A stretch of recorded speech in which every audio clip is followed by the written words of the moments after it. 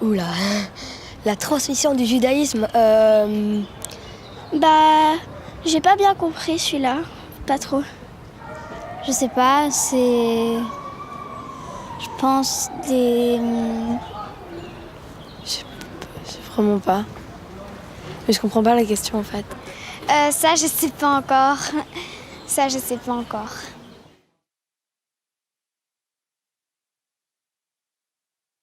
Alors la balade qu'on va faire, ça nous permettra de découvrir les différents quartiers où les Juifs ont vécu, ainsi que cette histoire à la cathédrale Saint-Michel-et-Gudule. Je suis ici parce que je vais faire ma bat mitzvah cette année, parce que j'ai l'âge pour la faire et que je veux apprendre plus sur le judaïsme, etc. pour pouvoir le transmettre de génération en génération plus tard. Mon père, c'est le premier à avoir fait sa bar mitzvah. Et pour moi, c'est pour continuer ce qu'il a fait. J'ai envie de devenir bar mitzvah, passer à l'âge adulte. Je fais mes cours de bat mitzvah ici pour plus connaître les origines de ma famille et pour plus aussi comprendre le judaïsme. La liberté, c'est aussi dans la tête. Ça implique qu'on est libre de croire ou pas. Alors avec moi, on va travailler sur la Bible et on va même lire des passages de la Torah. Et vous allez même apprendre à vous questionner sur ces passages de la Torah et à les interpréter. J'ai passé une super année au CCLJ à faire à faire mes cours de bar mitzvah. Que ce soit du côté de Delphine où on a pris plutôt le côté de la famille et du côté de Mireille où on a pris plutôt le côté mythologie, religion, tout ça. Et aussi ça m'a apporté plein de savoirs et savoir de la culture, de l'origine, de l'histoire, de la mythologie. Mais je me souviens qu'on avait parlé de l'ADN. Ça m'a fait vraiment marquer parce que déjà, c'est un cours de judaïsme, de bar mitzvah, on n'est pas censé parler de science ou des trucs comme ça. Et c'est ça que je me souviens le plus. Quand on est religieux, c'est transmettre du côté de la croyance. Mais quand on est laïque ou athée, là c'est plutôt chez moi c'est plutôt vers les valeurs, dans les valeurs juives, dans la morale et je sais pas vraiment comment dire, mais quelque chose de plus éthique. Non, quelqu'un a 19, c'est pas ça. Si t'es juif, si on sont juifs, c'est un génocide. J'ai aussi beaucoup aimé quand on a été à Malines. J'ai pu retrouver toute ma famille sur le mur. Les interviews, ça m'a beaucoup fait avec mes grands-parents et tout. Je crois que je m'en souviendrai vraiment longtemps. Je vais pouvoir raconter à mes enfants, à mes petits-enfants, ce que mon arrière-grand-père a vécu. Khalid, tu peux mettre ta signature ? Il y a des personnes qui avaient déjà des cours de religion et des cours de judaïsme, qui savaient déjà, mais ils nous ont quand même transmis une partie en plus.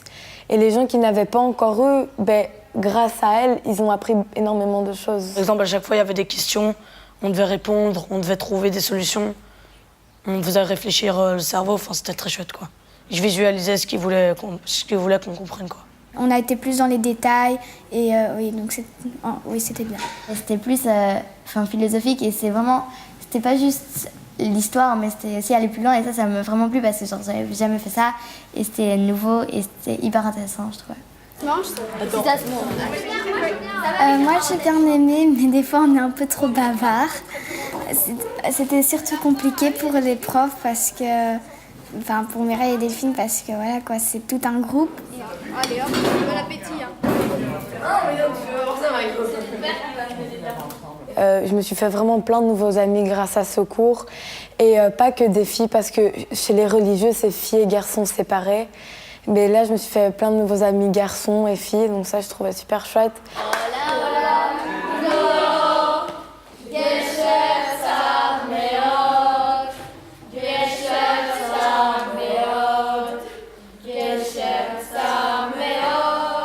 Aller chez toi et Delphine pour faire les textes, parce que j'adorais, parce qu'il y avait aussi votre avis et le mien de ce que je ressentais. Moi, mon plus beau, le plus mémorable, c'est maintenant. C'est ce voyage, surtout hier soir, Quand on a été dans les collines escalader et quand j'ai gagné le concours des photos. Il faut que je fasse, c'est un moment délicat, la photo qui va figurer sur votre invitation. Très proche du judaïsme comparé à avant, franchement, j'ai fait un bond de 20 000 parce que je connaissais vraiment rien sur ma famille, je connaissais rien sur le judaïsme, j'avais jamais fêté Shabbat de ma vie. Je suis beaucoup plus avancée que la Sarah du septembre. J'ai appris plein de choses et c'est encore mieux que ce que je pensais. Magique. Enrichissant. Découverte. Marquant. En même temps, je me suis super bien amusée et en même temps, j'ai beaucoup appris. C'est éclaté, quoi.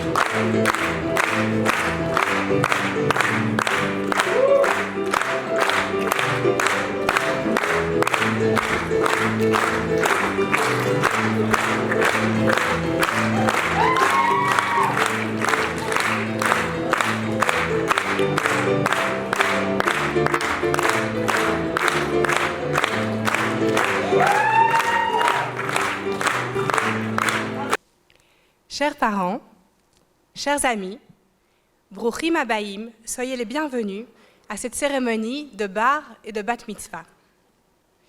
Il y a 33 ans, le Centre communautaire laïque juif lançait un pari fou, créer un programme de bar mitzvah unique au monde, véritable rite de passage qui permettrait aux jeunes de 12-13 ans de s'inscrire dans la continuité de l'histoire du peuple juif, sans référence au divin ou aux pratiques religieuses. Tout d'abord fortement critiqué, puis regardé d'un air sceptique, notre programme de bar mitzvah s'est au fil des ans imposé comme une institution qui a pris une place incontournable dans la communauté juive. Il y a 33 ans, David était seul. Aujourd'hui, ils sont 24. Shana, Sacha, Solal, Gabriel, Jules, Mathilde, Manoa, Sacha, Ella, Émilie, Joseph, Elisa, Léa, Raphaël, Antoine, Léa, Sarah, Simon, Grishka, Milo, Gaspard, Myriam, Léo, Solal. Pour leur permettre à chacun de s'exprimer, nous avons fait le choix de les séparer en 2 groupes. Cet après-midi, ils seront 14 à franchir symboliquement ce passage qui les mène de l'enfance à l'âge adulte. Quelle émotion de savoir que cette année, l'une de nos héroïnes du jour est la fille de ce premier bar mitzvah. Certains, les fruits de la rencontre de Madrichim de la JJL, d'autres enfin, d'anciens bébés de la crèche Nitsanim, devenus eux-mêmes des Haverim enthousiastes de notre mouvement. La transmission continue, la chaîne s'allonge, nos enfants s'inscrivent dans nos pas pour prendre leur envol et créer le judaïsme de demain. Chers parents, chers amis, aujourd'hui est un jour important. Un jour important non seulement pour vous, qui êtes venus soutenir et célébrer l'un des bar mitzvahs, mais aujourd'hui, un jour important dans l'histoire du peuple juif. En effet, ce 29 juin, 24 jeunes prennent la décision libre et motivée de s'inscrire dans la continuité du judaïsme. Aujourd'hui, ils choisissent d'être et de rester juifs. Des études ont démontré que dans les sociétés dans lesquelles il n'y a pas de laïcité juive organisée, l'assimilation de ceux qui ne sont pas croyants se fait en une seule génération. Or, aujourd'hui, une grande partie de la communauté juive belge, même si elle est attachée aux traditions et à la transmission, n'est plus du tout religieuse. C'est donc pour permettre au judaïsme de fleurir, de se renouveler et de prospérer dans toute sa diversité que le Centre communautaire laïque juif se bat depuis plus de 60 ans en ouvrant ses bras et son cœur à ceux qui souhaitent être accueillis au sein de notre communauté sans leur demander de preuves ou de promesses hypocrites. nous proclamons, haut et fort, qu'est juif celui qui se sent juif et qui souhaite transmettre cet héritage, cette identité. C'est à cette tâche de perpétuation, de lutte contre la disparition du judaïsme que nous devrions tous nous atteler, orthodoxes ou athées, libéraux ou laïcs. Chana, Sacha, Solal, Gabriel, Jules, Mathilde, Manoa, Sacha, Ella, Amy. Au cours de cette année, j'espère vous avoir transmis l'idée que chacun d'entre nous est personnellement responsable de l'avenir du peuple juif. Le judaïsme de demain, c'est à vous de l'inventer. Soyez les gardiens de ce trésor, transmis de génération en génération. Soyez aussi dans votre vie future des adultes responsables, sensibles aux autres et ouverts à la diversité. Je pense sincèrement qu'il appartient à chaque individu de changer le monde, de le rendre un peu plus juste, un peu meilleur, un peu plus beau. Chacun à votre façon, vous avez fourni un travail remarquable. Vous vous êtes plongé dans l'histoire du peuple juif et dans celle de votre famille. Vous êtes retourné, grâce à l'étude de votre paracha, aux sources des valeurs morales du judaïsme, et vous avez posé votre premier acte d'adulte en aidant ceux qui en avaient besoin lors de votre travail dans la communauté. Les enfants, j'ai eu le privilège de vous suivre pendant une année extraordinaire, pleine de défis, rendue tellement riche par vos personnalités et vos différences. Cette année, j'ai appris à vous connaître et à vous apprécier, chacun pour ce que vous êtes, pour toutes les belles qualités que vous portez. Je vous ai découvert sensible, enthousiaste, intéressé, bienveillant, doux, bavard, passionné, révolté parfois. Cette année, je vous ai regardé changer et grandir. Vous vous engagez aujourd'hui sur le chemin qui mène de l'enfance à l'âge adulte. Ce parcours sera parfois semé d'embûches, mais mieux vous serez équipé, plus la route vous semblera facile. L'étude et la connaissance sont des atouts qui vous rendront plus forts au moment d'affronter les parties les plus escarpées de votre chemin. Alors n'hésitez pas et saisissez à chaque fois les occasions qui vous sont offertes pour vous constituer des bases solides et découvrir la vie qui s'offre à vous. Les enfants, je suis si fière de vous et de tout ce magnifique travail que vous avez accompli. Fière d'entrevoir en vous les merveilleux adultes que vous allez devenir. Le monde est à vous, le judaïsme de demain est entre vos mains. Du fond de mon cœur, je vous souhaite tout le bonheur du monde. Mazel Tov.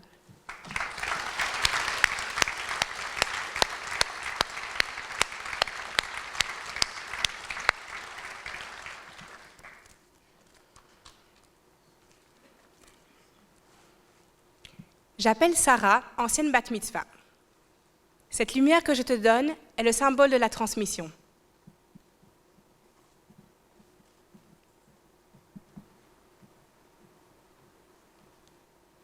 Le Talmud nous enseigne que seule la lumière ne diminue pas quand on la divise. Au contraire, elle augmente.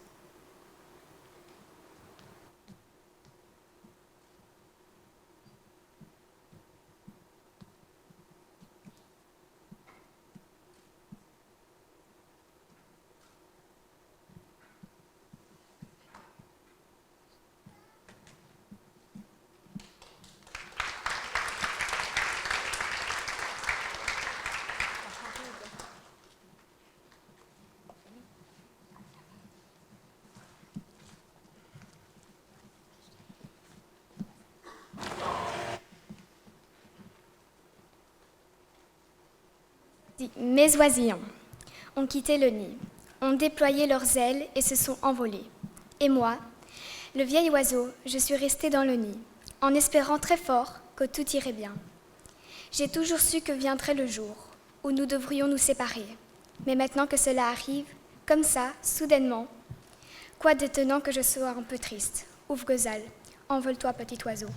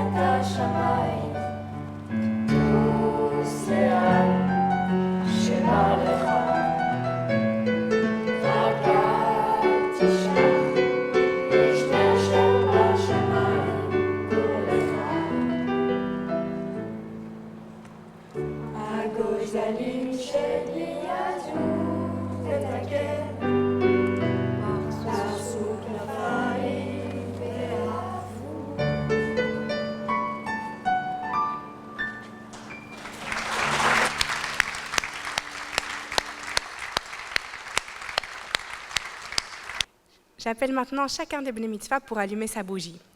Shana.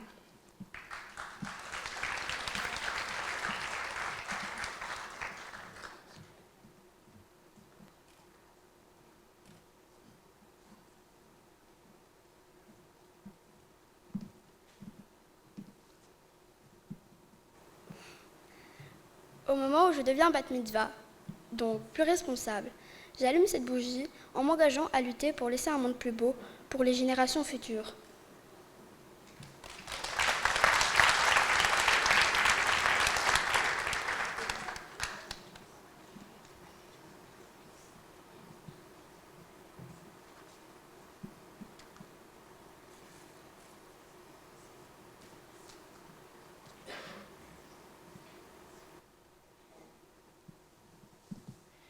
Sacha.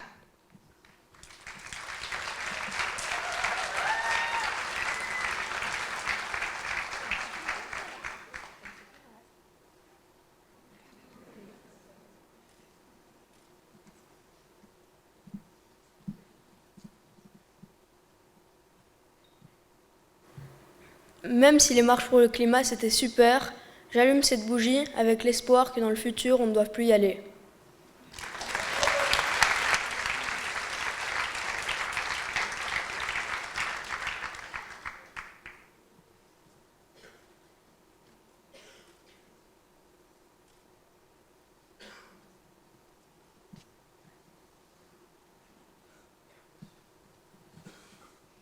Solal.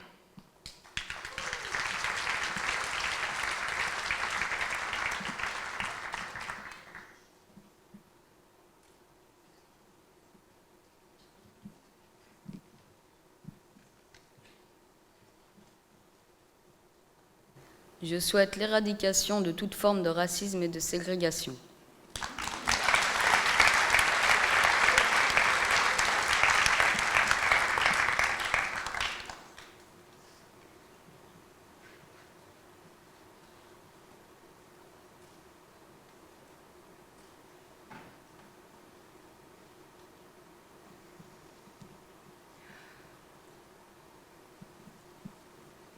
Gabriel.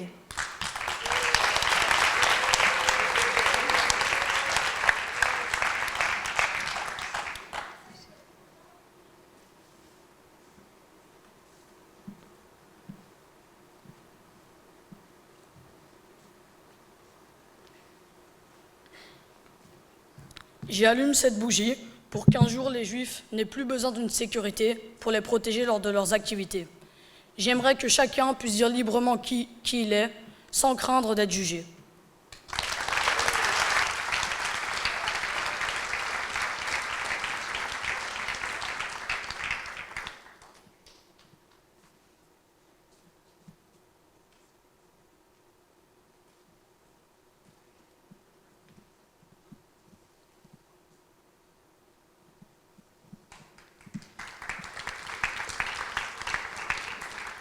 Jules.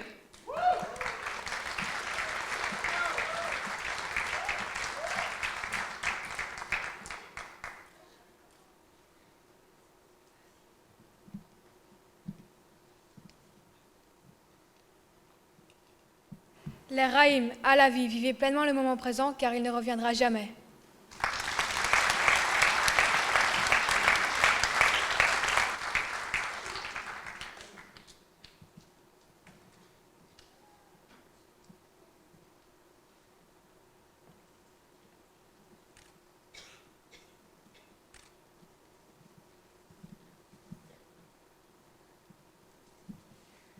Mathilde.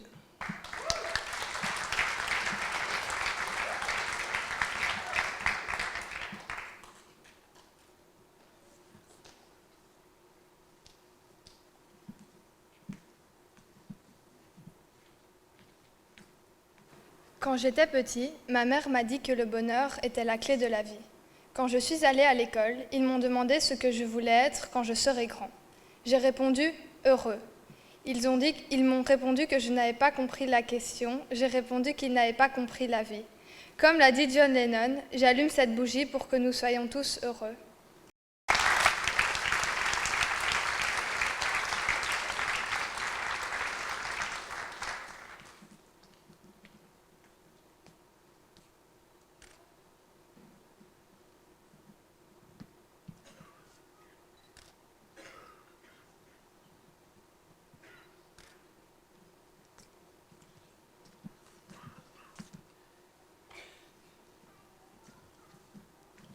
Manoa.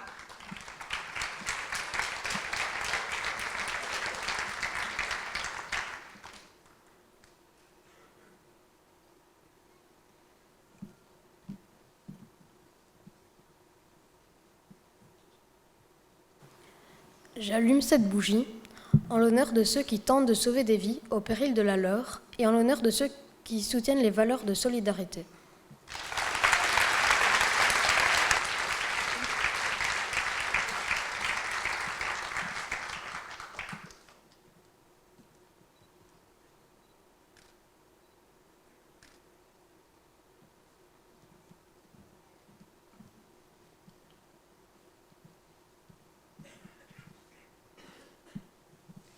Sacha.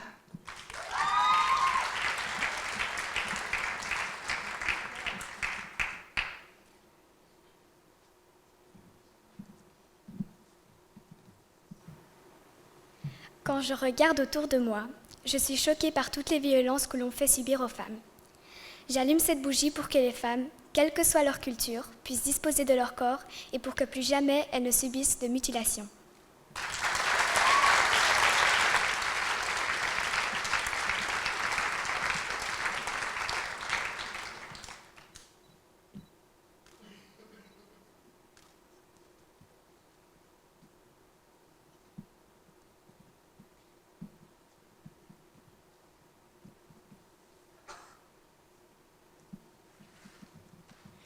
Ella.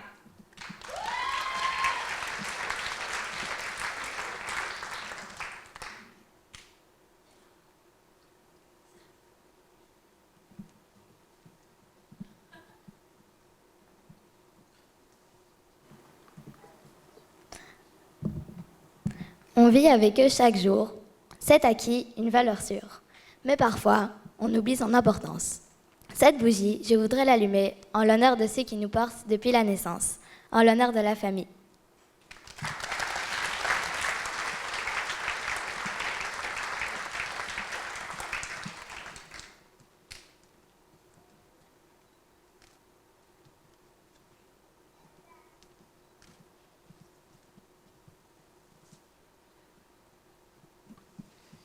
Amy.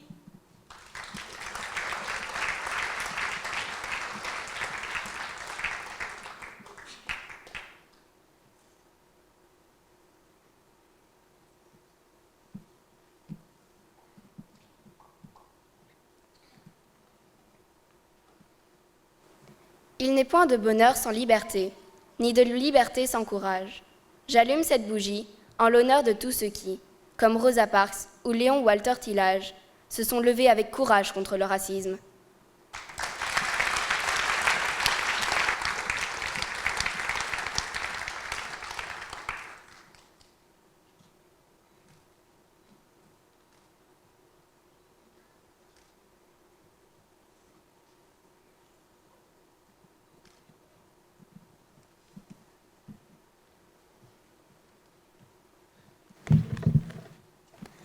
Levez les yeux vers le ciel avec espoir.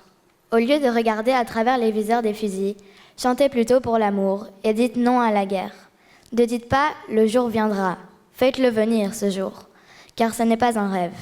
C'est pourquoi nous vous invitons à chanter pour la paix, au lieu de murmurer des prières. Chantez pour la paix en criant bien fort « Shir la Shalom ».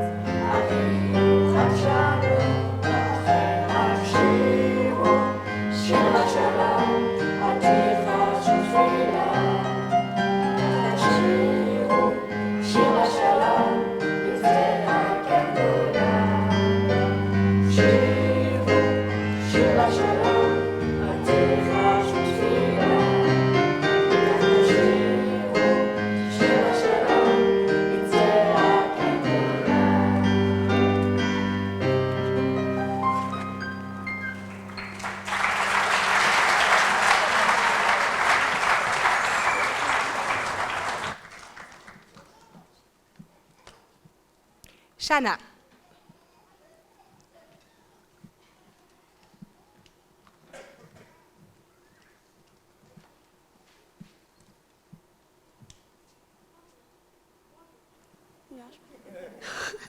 Bonjour, je m'appelle Shana, j'ai 12 ans. Je suis issue de 2 cultures différentes, puisque mon papa et toute sa famille sont juifs, et ma maman est chrétienne. Mais si l'on me demande ce que je suis, je réponds sans hésiter, je me sens juif. C'est mon identité, celle dans laquelle j'ai grandi. Je retrouve cette culture chaque samedi lorsque je vais à la JJL. Je suis heureuse d'y retrouver des amis juifs, moi qui suis dans une école laïque. Dans mon mouvement, je me sens libre, libre d'être et de dire qui je suis. Je me sens fière d'être juif. Pour moi, c'est comme appartenir à une grande famille. Au-delà de mon papa et de mon grand-père, je me sens heureuse de faire partie de cette longue chaîne qui me relie à mes ancêtres et à l'histoire du peuple juif. Je me sens très forte cette solidarité qui nous unit tous, du fait de notre identité commune. C'est génial de savoir que partout dans le monde, il y a des gens qui, bien qu'ayant une vie tout à fait différente que la mienne, ont les mêmes racines et les mêmes traditions. Et donc, c'est très important pour moi de faire ma bat mitzvah. Mon papa et mon papy l'avaient célébré bien avant moi. Et je sais qu'eux et ma maman sont fiers que je m'inscrive dans leurs pas. Et que je continue à perpétuer nos traditions. Quand j'aurai des enfants, je leur transmettrai ce que je connais et j'espère qu'ils auront envie de continuer à leur tour, pour que le judaïsme se transmette de génération en génération pour très très longtemps. Il y a un moment que j'ai énormément aimé, c'est le vendredi soir, où nous nous retrouvons tous ensemble pour fêter le Shabbat. C'est quand nous le célébrons et que nous allumons les bougies que je me sens le plus appartenir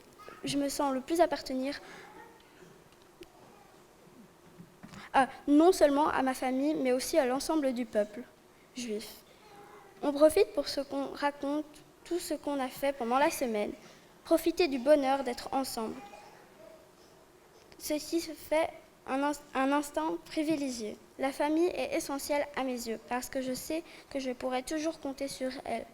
Si j'ai des soucis, j'aurai toujours quelqu'un de bienveillant avec qui les partager, et des gens qui m'aiment et qui me protègent.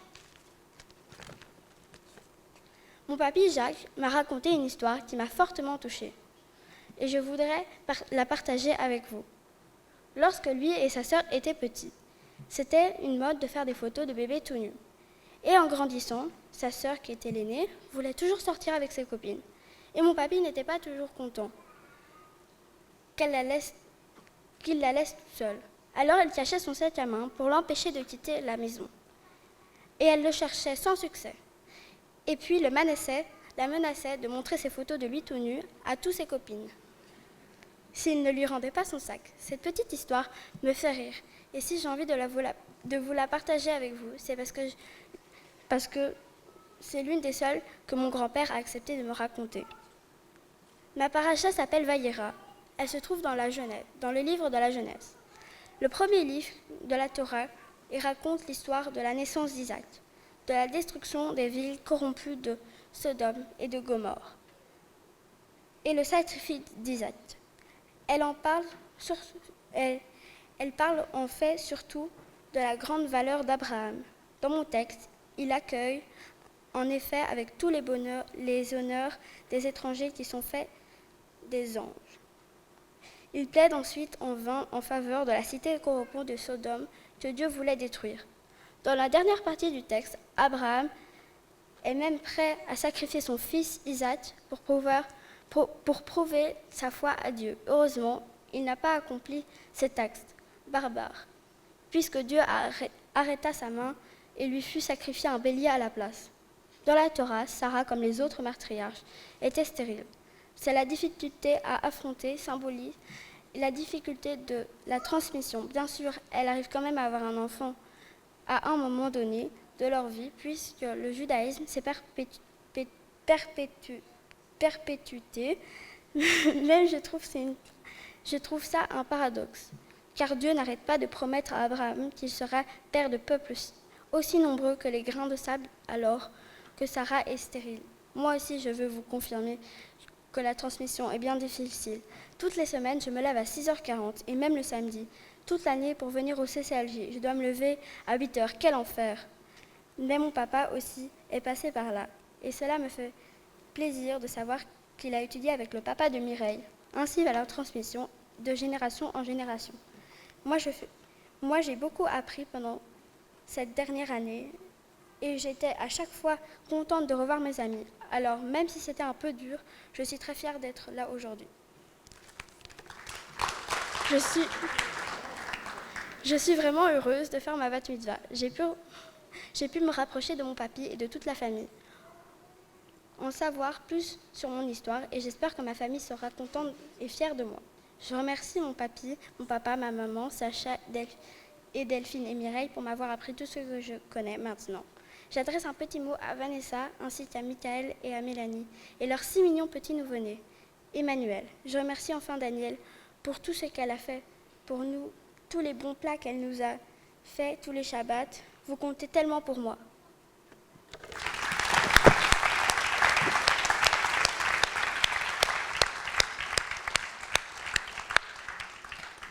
Sacha.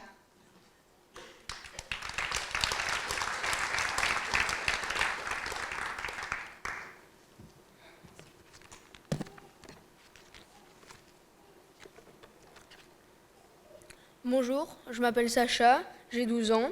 Moi, je me considère comme étant juif laïque. Je sais que je suis juif depuis tout petit, mais cela n'a jamais occupé une place primordiale dans ma vie. Ce judaïsme, c'est surtout mes parents, et plus encore mes grands-parents qui me l'ont transmis. En fait, c'est surtout à l'occasion des fêtes juives où l'on se raconte des histoires liées à ces traditions que je le ressens le plus. Petit, c'était les chansons qu'on chantait tous ensemble que je préférais. Aujourd'hui, c'est plutôt la réunion familiale et la nourriture qui me plaisent.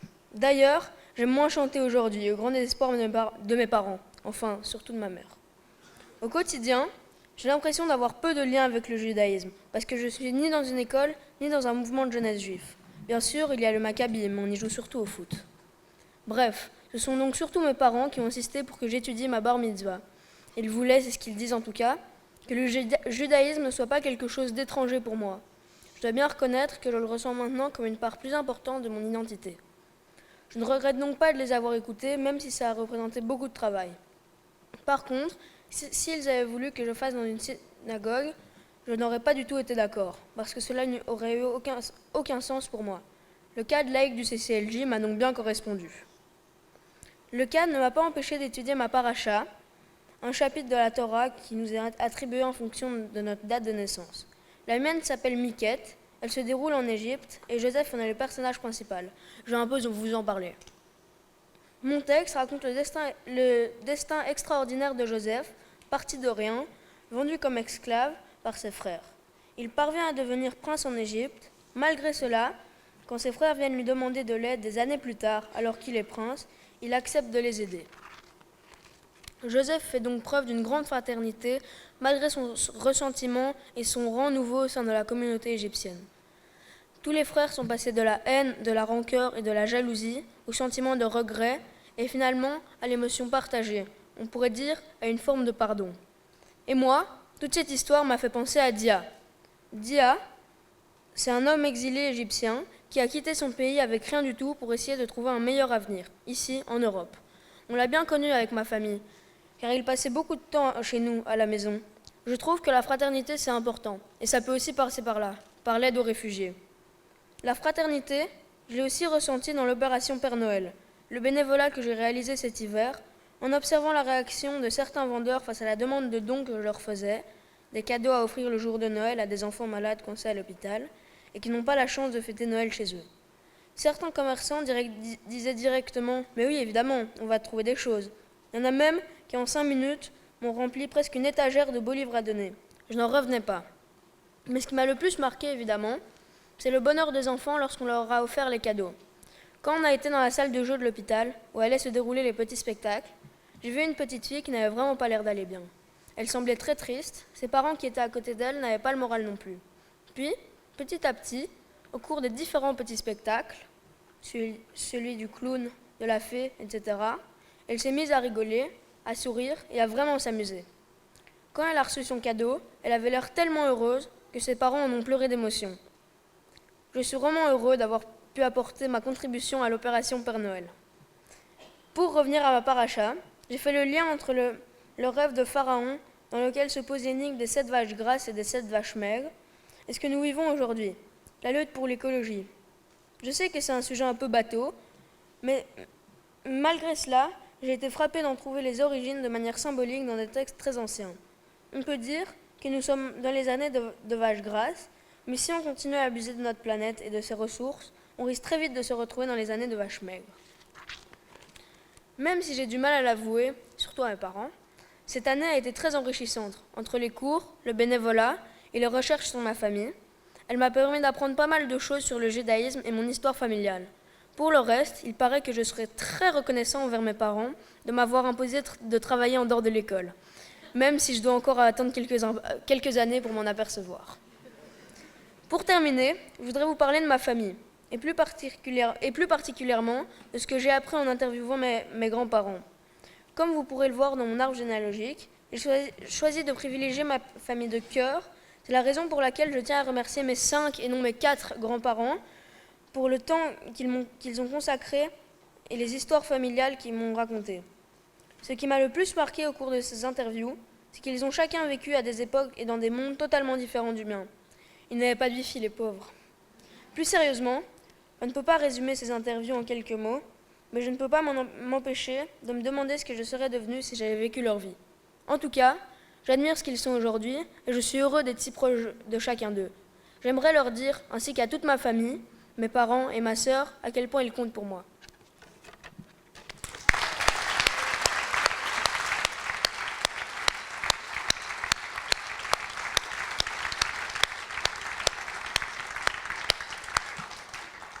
Solal.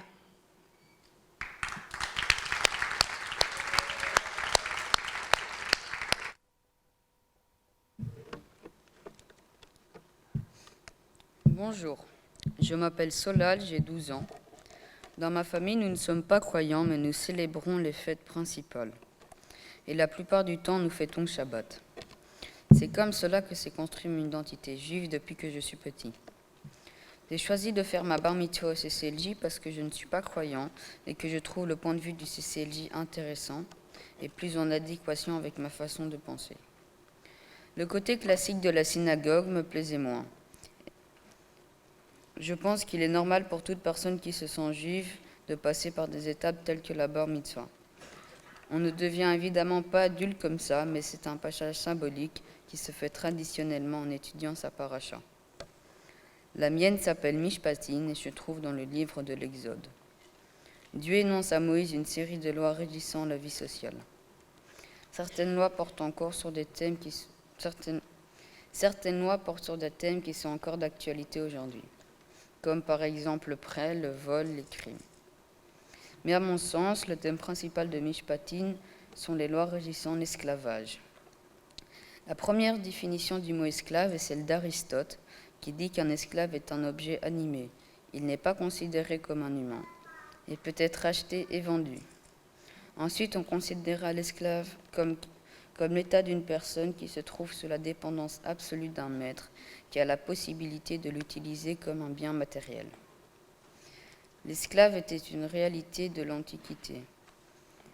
Le maître de l'esclave sont liés par une complémentarité ou pourraient même naître de l'amitié, mais il gardera son statut d'esclave, sauf s'il a les moyens de racheter sa liberté. Aujourd'hui, l'idée même d'avoir un esclave a totalement disparu, en tout cas en Europe. Ce n'est malheureusement pas le cas partout. Si nous dénonçons l'esclavage comme quelque chose d'inhumain, nous en profitons malgré tout.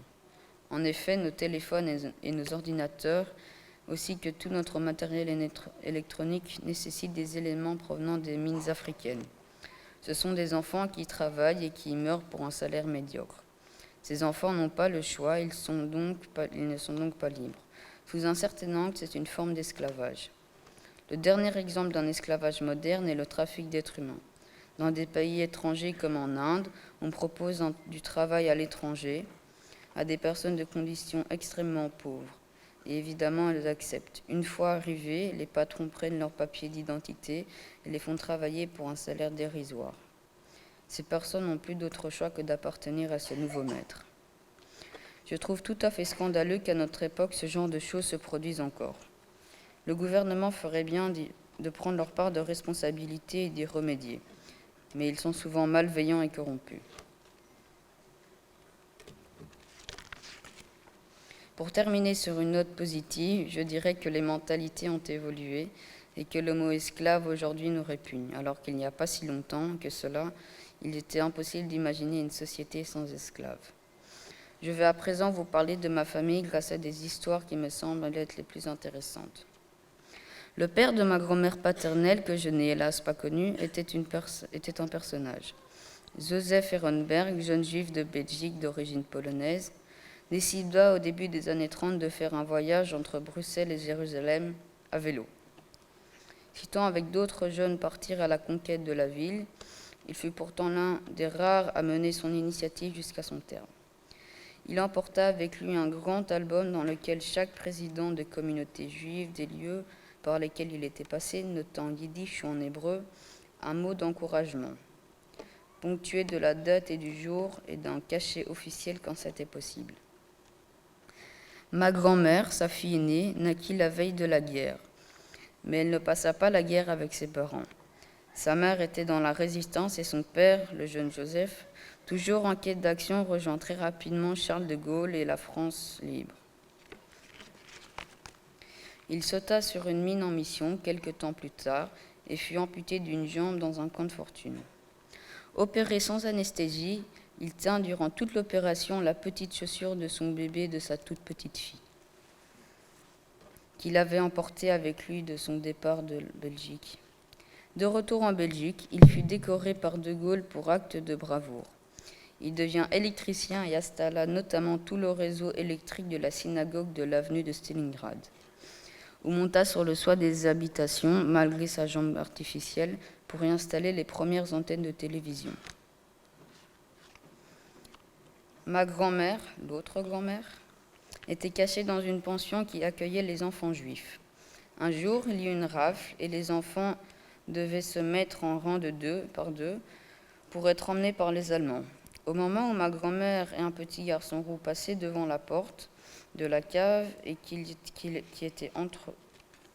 passaient devant la porte de la cave qui était entr'ouverte, la responsable de la pension profita d'une inattention des Allemands, les poussa dans les escaliers qui menaient à la cave et heureusement pour moi, car tous les autres enfants furent tués.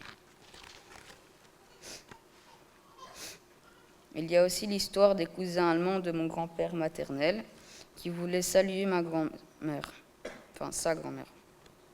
Parce que un jour pendant la guerre, alors que mon grand-père se trouvait chez sa grand-mère, des soldats allemands débarquèrent.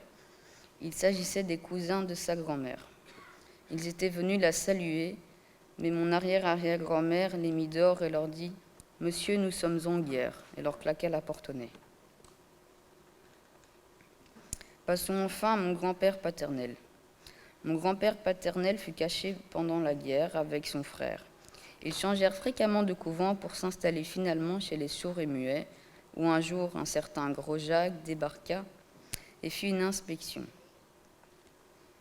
Le Gros Jacques leur posa des questions et mon grand-père et son frère firent semblant d'être sourds et muets et furent sauvés. Je suis content d'avoir fait ma bar mitzvah au CCLJ, J'ai l'impression que tous les apprentissages que j'y ai faits ont comme complété l'écho de mon identité juive.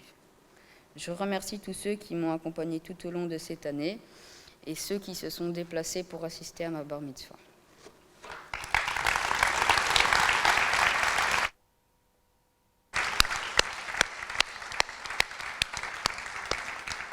Gabriel.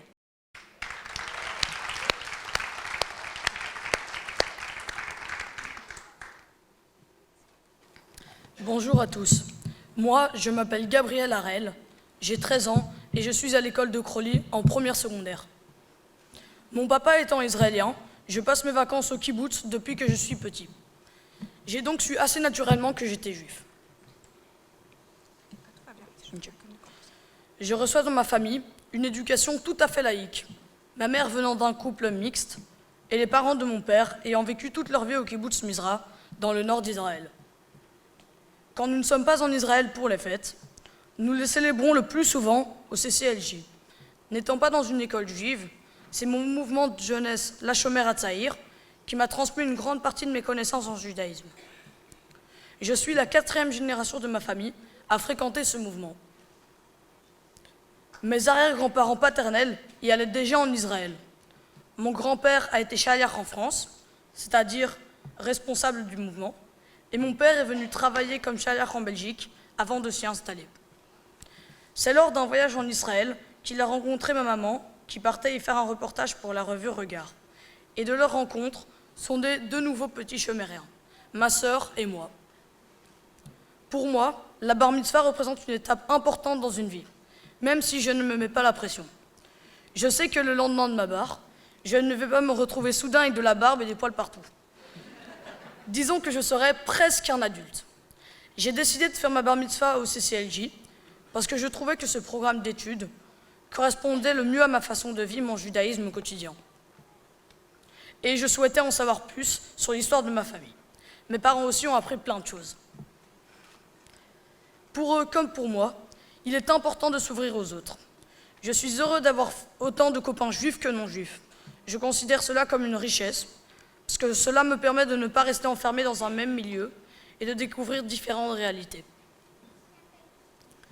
Lors de cette année, j'ai étudié ma paracha qui est Bechukotai. Cette histoire se passe après la sortie d'Égypte, lorsque les enfants d'Israël se trouvent au pied du mont Sinaï, sur lequel Moïse est monté chercher les tables de la loi. On peut considérer ces lois comme un contrat passé entre Dieu et les béné Israël. S'ils respectent les commandements, Dieu leur promet l'abondance. Mais s'ils les enfreignent, ils seront punis et Dieu les menace des pires châtiments. À propos de ces conséquences négatives, je constate que Dieu se comporte comme un papa angoissé qui a peur de laisser son peuple se débrouiller tout seul. Ces menaces répétées sont en fait une manière d'inciter les béné Israël à faire attention. Comme un père avec ses enfants, il promet de ne jamais abandonner son peuple. Le contrat passé entre Dieu et le peuple juif a été gravé sur la pierre pour durer dans le temps. Et même si aujourd'hui nous avons perdu l'étape de la loi en tant qu'objet, nous en avons gardé l'esprit et nous analysons encore ce texte. La preuve en est que, 3000 ans plus tard, je continue à l'étudier. En discutant de ma paracha avec mon père, je me suis interrogé sur le fait que beaucoup de juifs avaient perdu la foi après la Shoah. Comment ne pas penser, même pour des gens très croyants, que Dieu a abandonné son peuple en ne le protégeant pas, alors qu'il le lui avait promis, comme le montre notamment mon texte. Ce sont des sujets qui m'intéressent, parce que mes grands-parents ont été touchés par la guerre. J'ai été frappé par le parcours de mes grands-parents pendant la Shoah. J'ai pris conscience du fait que même en période de guerre, on peut choisir de se placer du côté du bien et du courage, ou de celui du mal et de la lâcheté. Le père de ma grand-mère maternelle, juif polonais, a été arrêté par la police française après dénonciation d'un voisin de son immeuble. Il a été déporté et est mort à Auschwitz. Sa femme, mon arrière-grand-mère, a ensuite heureusement pu compter sur l'aide de familles d'accueil pour cacher ses 6 enfants pendant le reste de la guerre. Mon grand-père paternel, également d'origine polonaise, a lui pu être sauvé grâce à une femme polonaise à qui il a été confié pour échapper à la déportation. Sa famille, qui se trouvait dans le ghetto de Varsovie, n'a pas pu le suivre et a été déportée. Au début des années 2000, mon grand-père a entrepris des démarches pour faire reconnaître cette dame, Alina Sochocka, comme juste parmi les nations. Ces personnes qui ont sauvé mes grands-parents, en Pologne et en France, ont risqué leur vie pour des gens qui étaient étrangers à leurs yeux. Ces histoires nous montrent qu'on peut toujours agir autrement en résistant contre ceux qui mettent nos libertés en danger. C'est aussi le message qu'essaye de transmettre Henri Kichka, que j'ai eu la chance de rencontrer lors de mon travail de bénévolat au Home L'Heureux Séjour. Il m'a raconté son histoire et pour la première fois, j'ai vu un numéro tatoué sur le bras d'un ancien déporté. C'est très important pour moi d'avoir entendu son témoignage et vu son numéro pour pouvoir raconter ce qui s'est passé et faire taire ceux qui n'y croient toujours pas. Pour compléter le travail de cette année, j'ai également participé à l'opération Père Noël auprès des enfants de l'hôpital Reine Fabiola. C'est un moment que j'ai beaucoup apprécié, même si ce n'est pas facile de voir des enfants malades. Cette année de Bar Mitzvah m'a apporté beaucoup de choses, tant sur le plan social que dans mes connaissances en judaïsme. Je suis fier de célébrer aujourd'hui ma Bar Mitzvah au CCLJ et j'aimerais remercier ceux qui me sont le plus proches. Ma famille d'Israël, qui a fait le déplacement jusqu'ici rien que pour me voir. אני רוצה לברך את המשפחה שבאה במיוחד לבריסל בשביל לחגוג איתנו את הבר מצווה. הרבה תודה לכם. Mes amis qui me soutiennent et mes grands-parents sur qui je peux compter. Un petit mot pour ma sœur Aurélie, avec qui je m'amuse beaucoup malgré nos petites disputes. Et enfin mes parents qui me supportent chaque jour et qui m'ont transmis leur sens de l'optimisme et de la bonne humeur. Merci.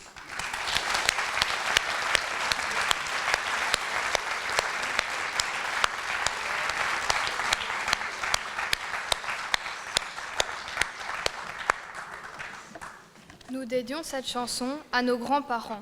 En la chantant, nous espérons faire revivre une langue, mais aussi tout un passé qui fait partie de nous.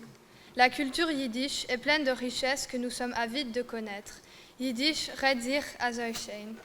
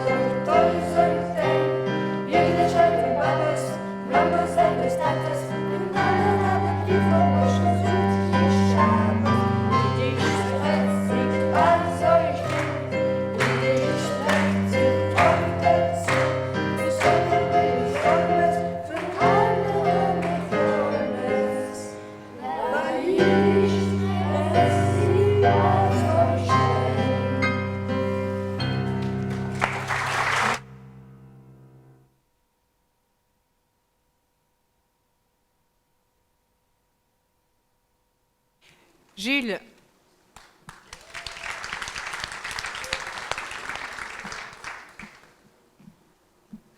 Bonjour, je m'appelle Jules Philipson et j'ai 13 ans aujourd'hui.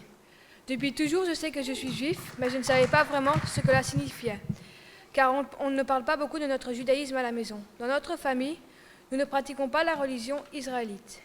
Je ne sais pas si Dieu existe ou non, je crois que c'est nous qui faisons des choix pour notre vie. Je me sens agnostique. Depuis que j'ai commencé les cours au CCLJ avec ma sœur Mathilde, que vous entendrez juste après moi, Mes parents ont décidé de célébrer certaines fêtes juives pour mieux connaître les traditions religieuses et rassembler des membres de la famille autour d'elles. Ce sont mes parents qui ont décidé que je devrais faire ma bar mitzvah. Comme je ne savais pas du tout de quoi il s'agissait, je n'avais pas du tout envie de la faire. Être bar mitzvah ne signifiait rien de spécial pour moi, ne me sentant pas différent des autres. Je verrais probablement les choses autrement à la lumière de ce que j'ai découvert cette année. Mes parents ont choisi une cérémonie laïque car ça rejoignait plus nos convictions. Ils souhaitaient avant tout que j'apprenne les valeurs de l'histoire et les traditions du peuple juif. Ce que j'ai fait et ce que je ne regrette pas, évidemment. Encore une fois, je ne pense pas que mon judaïsme me différencie de mes amis qui ne sont pas juifs. J'ai juste constaté que globalement, je trouve mes amis juifs plus respectueux des autres et c'est quelque chose que j'apprécie particulièrement. Je suis fière d'être juif, mais j'ai appris qu'aux heures les plus sombres de notre histoire, être juif était très loin d'être facile. Je pense parfois à cette situation potentielle et cela peut m'inquiéter. J'essaie d'être ouvert et j'ai la chance d'être dans une école où il y a beaucoup de cultures différentes et ce qui rend les gens plus tolérants. Les interviews de ma famille m'ont fait mieux découvrir mes ancêtres, mes origines, que ce soit du côté de mon père ou de ma mère. Ma maman nous a aidés à établir notre arbre généalogique. Nous avons réussi à remonter à 8 ou 9 générations pour certains, parfois même plus, ce que je trouve très intéressant, car sinon peut-être que ces informations sur nos origines pourraient avoir été perdues. Mon arrière-grand-mère maternelle, Jeanne Glibert, avait 18 ans au début de la guerre et elle a donc été témoin de toute cette période. Elle habitait à Anvers, à 2 maisons d'un tailleur juif et de sa famille. Et elle a été témoin de leur douloureux enlèvement quand 2 camionnettes se sont arrêtées devant leur porte pour les embarquer en déportation. Son papa a échappé de peu à une bombe qui est tombée juste à l'endroit où il prenait le tram tous les jours. Il a perdu des collègues ce jour-là. Cela reste pour elle des souvenirs très douloureux. Parmi mes ancêtres, du côté paternel, il y a les Wiener, une famille juive venue de Venlo, en Hollande. Ils ont gravé les premiers timbres belges et développé les chemins de fer en Belgique. Léopold Wiener avait tout un étage de sa maison occupé par des modèles réduits de chemins de fer qui fonctionnaient. La famille de mon père est devenue juive laïque, mais j'ai quand même un ancêtre rabbin. Dans la famille de ma maman, certains sont catholiques, d'autres protestants et d'autres encore sont athées. J'aime ce mélange car je le trouve intéressant, mais pour moi, ce qui compte, ce sont nos actes. J'ai la chance d'avoir dans ma famille maternelle et paternelle des ancêtres qui se sont toujours impliqués pour les autres et pour la liberté. À l'issue de la Seconde Guerre mondiale, mon arrière-grand-père, Paul Philipson, a beaucoup aidé des rescapés de la Shoah et des vieillards et des orphelins. Quant à mon arrière-grand-père maternel, André Massard, que je n'ai pas connu, il a soutenu après cette même guerre les efforts du père Pire en faveur des personnes déplacées et elle a présidé l'œuvre nationale des invalides de guerre. C'est un exemple pour moi. Je pense que les valeurs du judaïsme sont universelles. J'aime beaucoup mon nom. Je sais que ma famille paternelle a toujours participé activement à la vie de la communauté et à son développement, ce dont je suis fière.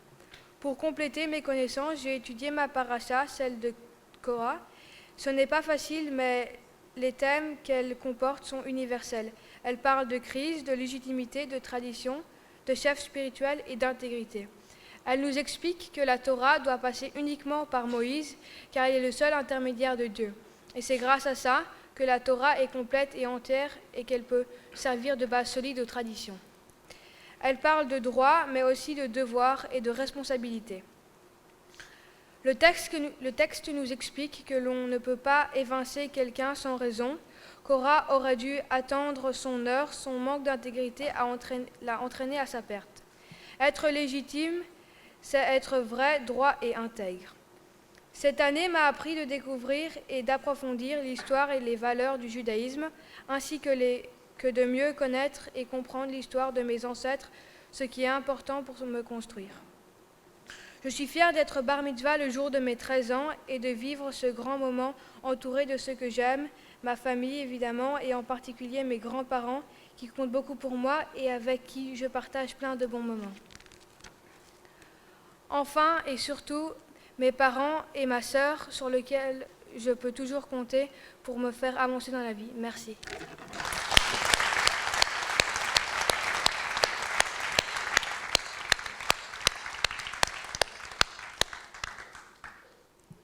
Mathilde.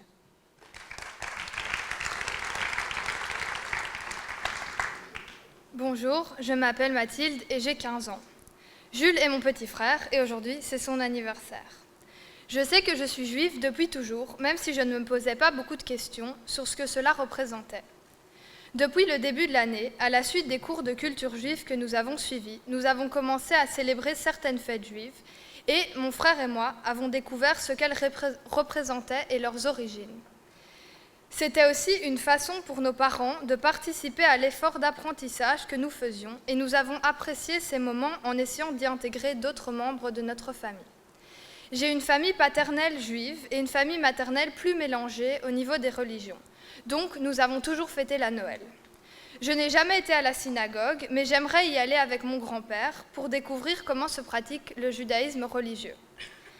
Mes grands-parents, mes parents et le CCLJ m'ont transmis les valeurs et les traditions du judaïsme, lesquelles ont pris de l'importance pour moi, même si une partie d'entre elles sont d'ordre universel. Je pense notamment au respect, à la responsabilité, la solidarité, le partage et le bonheur. À l'âge de 12 ans, mes parents m'ont proposé de faire ma bat mitzvah, mais je ne savais pas trop, mais ils n'ont pas insisté et je ne comprenais pas vraiment ce que cela représentait pour moi. Lorsque mon frère a eu 12 ans, mes parents ont changé d'avis et décidé que c'était important pour eux, et donc pour nous, que nous devenions bar et bat mitzvah. Être bat mitzvah, pour moi, signifie surtout avoir appris beaucoup de choses sur mes origines, les traditions, les valeurs et l'histoire du peuple juif. Vu de l'extérieur, le judaïsme ne me différencie pas des autres, sauf qu'au fond de moi, je me sens plus riche en savoir et en valeurs. Ma paracha s'appelle Acharemot et se trouve dans le Lévitique, qui est le livre qui raconte l'organisation du peuple et les lois religieuses. Elle parle notamment des boucs émissaires, ce qui m'a touchée car tout le monde, au cours de sa vie, peut se trouver dans une position de bouc émissaire. Un bouc émissaire est un individu ou un groupe choisi pour endosser une responsabilité ou une faute pour laquelle il est innocent. À travers les époques, les populations dominantes ont toujours choisi un groupe pour en faire son bouc émissaire. Au Moyen-Âge, les Juifs étaient les boucs émissaires de l'Europe, et peu importe ce qu'ils faisaient, ils étaient considérés comme étant dans l'erreur par une majorité de la population. Effectivement, les Juifs étaient différents, ils n'allaient pas à l'église, ne croyaient pas en Jésus, et étaient moins affectés par les maladies grâce à leur tradition du bain rituel. Ce principe du bouc émissaire est une idée récurrente dans l'histoire et est toujours présente aujourd'hui. Il est basé sur des préjugés. La tradition juive nous apprend que c'est par l'étude et l'éducation que nous pouvons dépasser les préjugés. Au cours de cette année, j'ai découvert de nombreuses histoires à propos de ma famille. J'ai par exemple appris, lors de l'interview de ma grand-mère maternelle, que son père, André Massard, qui était athée, avait fait partie de la résistance et s'était battu pendant toute la guerre contre l'occupant allemand. Il faisait sauter des trains et des ponts et facilitait les contacts entre la résistance française et les parachutistes anglais. Il ne s'est jamais vraiment remis de la guerre, ce qui a été très dur pour sa famille. Mon arrière-grand-père maternel, Fernand Van Langenhove, est parti, lui, dès le lendemain du 10 mai 1940, à Londres, via la France et le Portugal. Il a fait partie du gouvernement belge en exil. Sa famille et lui ont subi le Blitz et ont vécu sous les bombardements ennemis. J'ai la grande chance d'avoir encore mon arrière-grand-mère maternelle qui est présente aujourd'hui.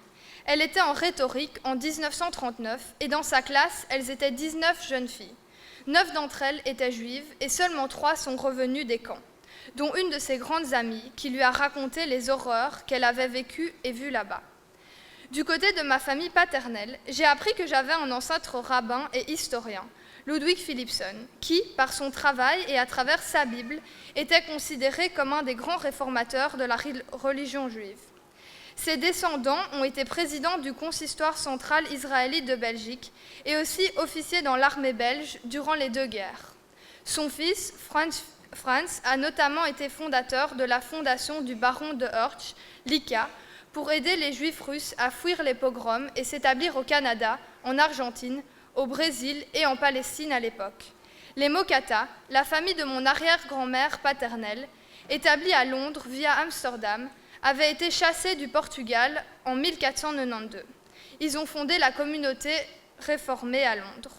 Mon grand-père paternel, qui est né en 1939, a heureusement pu partir bébé aux États-Unis avec ses parents. Dans le cadre du CCLJ, j'ai rencontré de nouvelles personnes et me suis aussi fait de nouvelles amies. Je suis fière d'avoir bénéficié cette année de découverte avec mon frère et d'avoir eu l'opportunité de devenir bat mitzvah malgré mes 15 ans. Je ne pense pas avoir changé de caractère, mais ma personnalité s'est trouvée enrichie. Je me sens plus instruite et plus à même de comprendre mon judaïsme. Je ne sais pas encore comment je transmettrai le judaïsme à mon tour, mais j'aurai les bases pour le faire si j'en faisais le choix. Je remercie mes parents d'avoir pris la décision de me faire suivre ce programme, car j'ai beaucoup appris sur moi-même et sur les autres, et je suis très heureuse de pouvoir partager aujourd'hui, avec ma famille, ce moment important pour mon frère et moi. Finalement, je remercie Delphine et Mireille de nous avoir supportés toute cette année. Merci.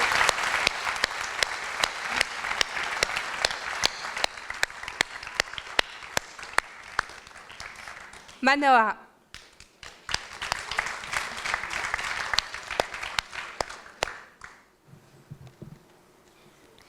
Bonjour, je m'appelle Manoa Rosenberg, j'ai 13 ans, je suis à l'école active, je fais du tennis, de la boxe et je dessine.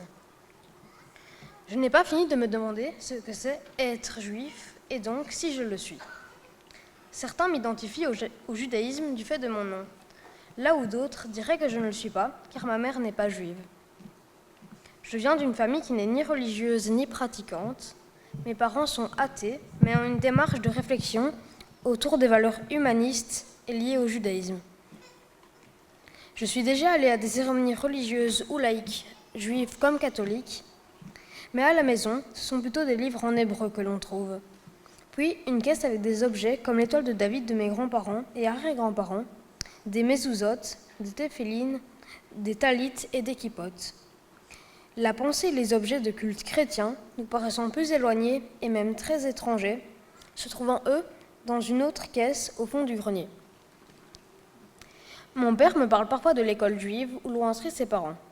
Il raconte qu'il se faisait souvent mettre à la porte du cours de religion. Il n'était pas toujours d'accord avec la manière dont le judaïsme de l'école et de ses parents lui était transmis. Il me parle parfois des séminaires qu'il a ensuite suivis avec Armand Abécassis, qui semble avoir beaucoup compté pour lui. Parfois, il me parle de ses voyages en Israël, de son expérience du kibbutz. J'ai aussi le souvenir de ma grand-mère paternelle, décédée il y a tout juste 1 an, qui depuis que je suis petit, me parlait de sa vie pendant la Deuxième Guerre mondiale, de son vécu d'enfant caché, de sa façon bien à elle de parler de la situation des Juifs dans le monde. Je me suis donc construit mon idée du judaïsme à travers ce que je sais de mon histoire et celle de ma famille depuis que je suis née, mais aussi grâce à mes amis juifs ou non juifs qui, eux, me posaient des questions sur les coutumes juives, comme par exemple la circoncision, ce qui en retour m'a amené à me questionner et me laisser penser que je ne suis pas tout à fait comme ce qu'ils imaginent que je suis. Mais en même temps, ce qu'ils disent de moi ne m'est pas tout à fait étranger. Au début, faire ma bar mitzvah était une évidence, car mon frère l'avait faite avant moi. J'ai suivi les cours au début, surtout car j'avais envie d'apprendre, mais pas forcément de faire la cérémonie d'aujourd'hui. Mais Delphine et Mireille m'ont aidé à trouver le sens pour moi, du passage d'un jour qui marque ma vie. J'ai fait mon travail communautaire à la crèche Nitzanim. Le fait que j'y étais petit m'a donné envie d'y retourner. J'étais contente de revoir mes péricultrices et j'aimais bien m'occuper des enfants. Ma paracha s'appelle Acharemot. Elle se trouve dans le Lévitique. Ce texte fait partie d'un ensemble de deux parachutes en une et raconte l'organisation du peuple, les lois des Lévis et des Cohen. Même s'il est vrai que la Torah peut être un bon guide de vie, je n'ai pu m'empêcher d'être critique face à certaines lois. Par exemple, dans ce texte, il y a des lois sur la nudité et les rapports sexuels. Il est dit dans une même phrase qu'il est interdit d'avoir des rapports homosexuels et zoophiles. Aujourd'hui, nous ne pouvons plus parler comme cela et mettre ces deux cas sur le même plan. L'homosexualité vient d'un désir et n'empêche pas de partager sa vie avec la personne aimée, ce qui me semble n'avoir rien à faire avec la zoophilie. Chez nous, les couples homosexuels peuvent maintenant se marier et adopter des enfants. Même si ce changement peut déranger certaines personnes, la loi, elle, a réussi le pari de l'ouverture d'esprit. Malheureusement, dans certains lieux, l'homosexualité n'est pas du tout acceptée et la loi les punit et leur font payer de leur liberté ou de leur vie. Dans ma paracha, on parle aussi du bouc émissaire. Une fois par an, on mettait tous les péchés de la communauté sur un bouc qu'on envoyait symboliquement au démon Azazel, qui vivait dans le désert. Ce sacrifice permettait la projection et l'expulsion de la violence de toute une société sur un individu qui était banni pour pacifier le groupe. Pour les animaux, l'instinct prime et fait régner la loi du plus fort. Leur violence est structurée par leur programme interne et permet au groupe la survie grâce à la force du dominant. Pour les humains, chez qui l'instinct s'est perdu, c'est la loi symbolique et le travail de la culture qui viennent cadrer la violence. Nous ne suivons pas spécialement le plus fort et nous pouvons nous regrouper, nous battre ou résister si nous ne sommes pas d'accord. C'est le pari de la démocratie. Réfléchir à ces valeurs, découvrir des histoires, rencontrer d'autres jeunes de mon âge qui vivent le judaïsme, chacun à leur manière, ont été des sources d'enrichissement pour moi.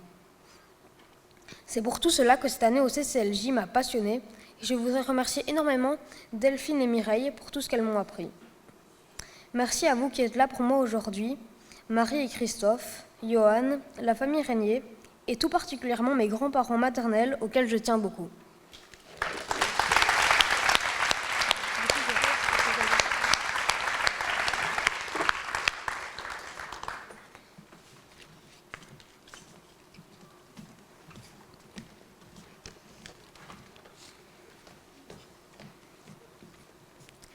Toi et moi, nous changerons le monde. Puis les autres nous suivront. D'autres l'ont dit avant nous, mais qu'importe. Toi et moi, nous changerons le monde. Toi et moi, dès le début, nous essayerons. Cela ne nous sera pas facile. Mais cela n'est pas aussi terrible. D'autres l'ont dit avant nous, mais qu'importe. Toi et moi, nous changerons le monde. Ani ve'ata, neshane et haolam.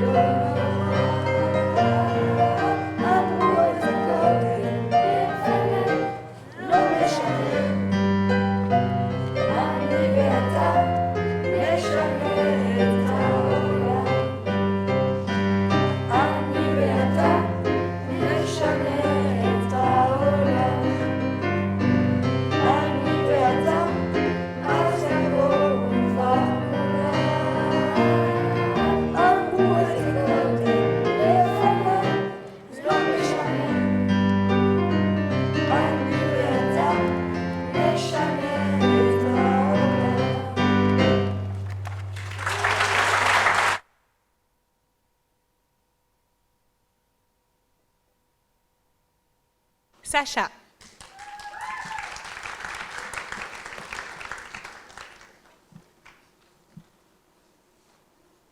Bonjour, je m'appelle Sacha Lasker. J'ai 12 ans, bientôt 13.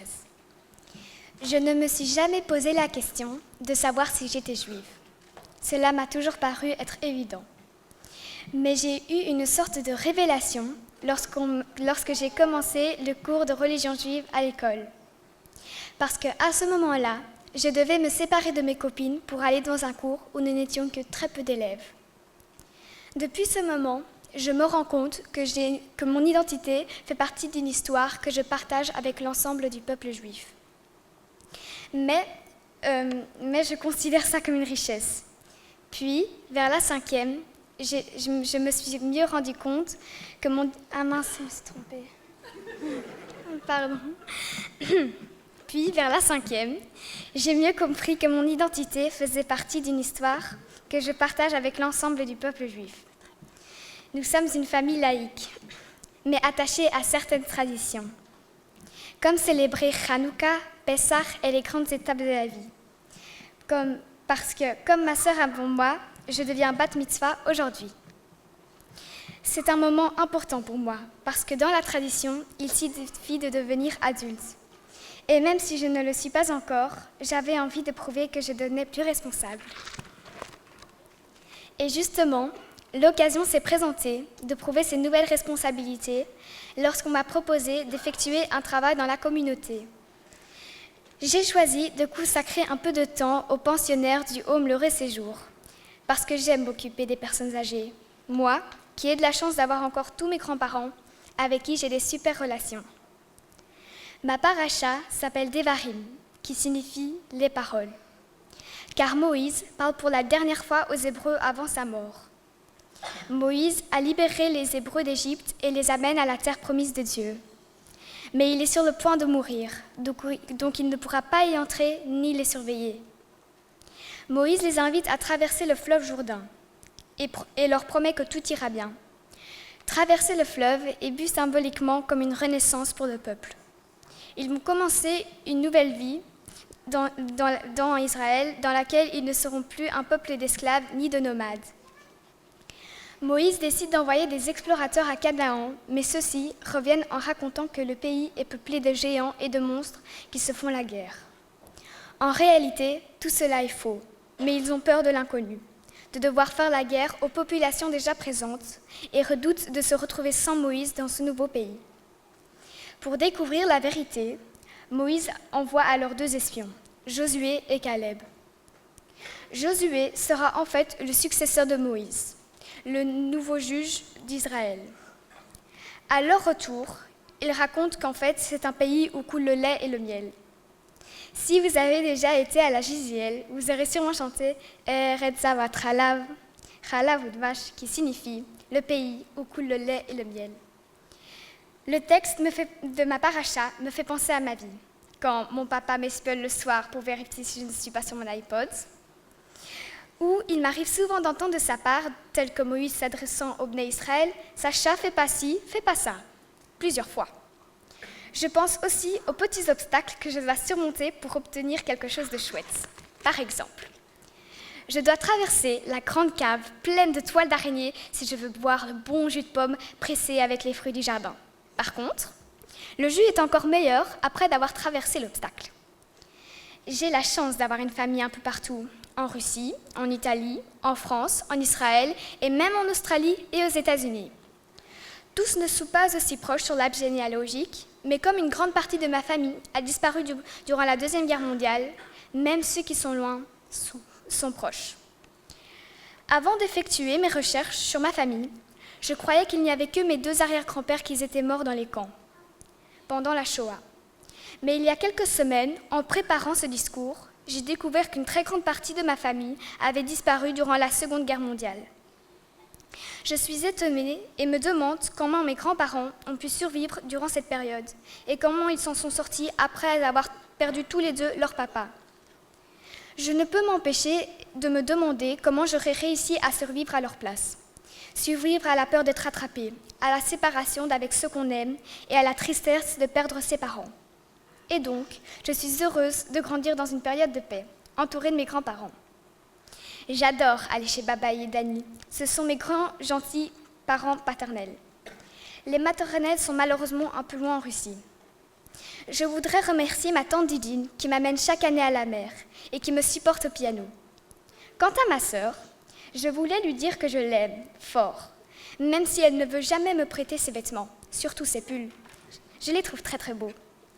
Je voudrais, pour terminer, m'adresser à mes parents, qui comptent tellement pour moi.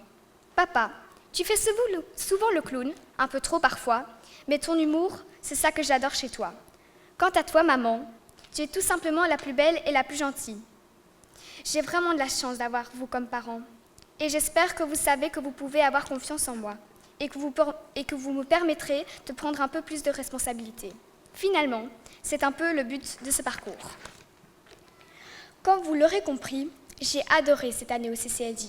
Et j'espère revoir les amis que je me suis fait, notamment grâce au week-end où nous avons noué des liens beaucoup plus profonds et où nous sommes devenus un groupe solidaire. J'en profite pour remercier Delphine et Mireille qui m'ont accompagnée tout au long de cette année. Pour ceux qui sont dans la salle et qui n'ont pas encore fait leur bar au Bat Mitzvah, je peux vous dire que ce sont les meilleurs profs du monde.